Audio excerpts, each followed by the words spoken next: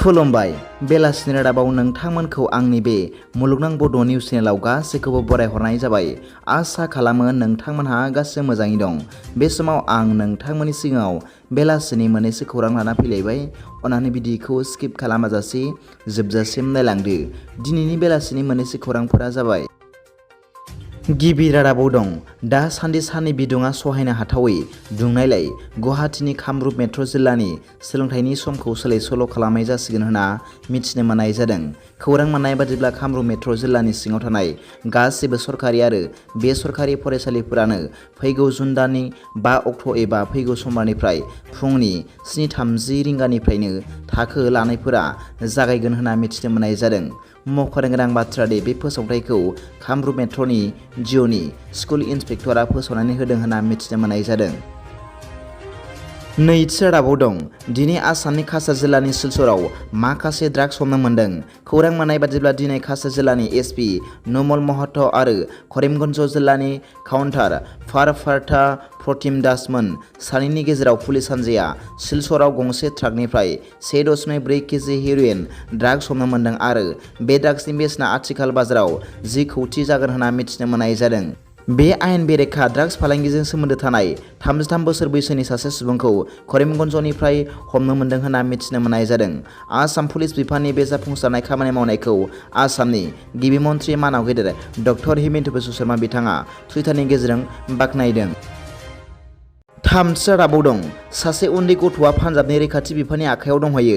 फोरमायनाय बादिब्ला बे गथ'आ ट्रेनजों थांफ्लांनानै पान्जाबाव सौहैयो। मिथिनो मोननाय बादिब्ला गथ'नि मुङा अभिजित रामसियारि उदालगुरि जिल्लानि सिङाव थानाय हरिसिंहा नलबारि गामिनि थागिबि आरो हरिसिंहानि गंसे फरायसालियाव हस्टेल थाना फरायबाय थानाय सासे फरायसा। नाथाय दासिमबो अभिजित रामसियारिनि थार थं एबा नखरनि बिमा-बिफानिसिम मिथिहरहोनो हायाखै।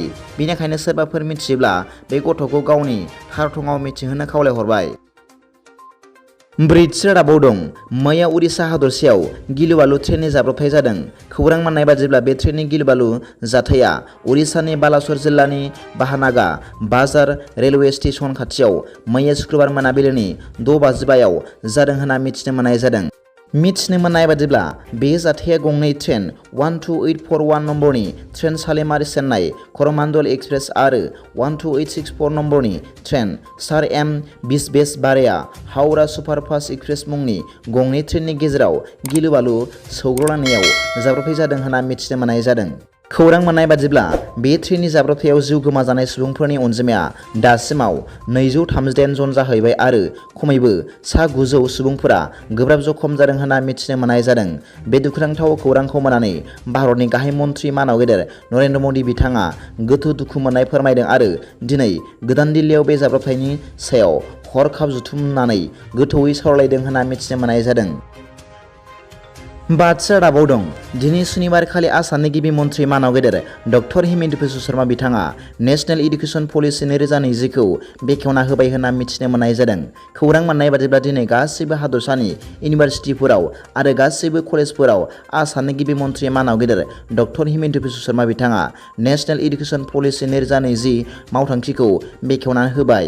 मिथिनो मोननाय बादिब्ला बे सोलोंथाइनि मावथांखि बायदियै कलेजफोराव 4 बोसोरनि आन्डार ग्रेजुवेट डिग्री थागोन होनना मिथिनो मोननाय जादों।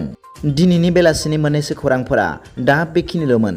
भिडिअखौ मोजां मोनदोंब्ला आंनि बे मुलुगनां बड' निउस चेनेलखौ अन्नानै साबस्क्राइब खालाम आरो बेल आइकनआव थुनानै ला, जाहाथे आं गोदान निउस आपडेट लानानै फैयोब्ला नोंथांनियाव सिगांग्रो नटिफिकेसन सौहैयो।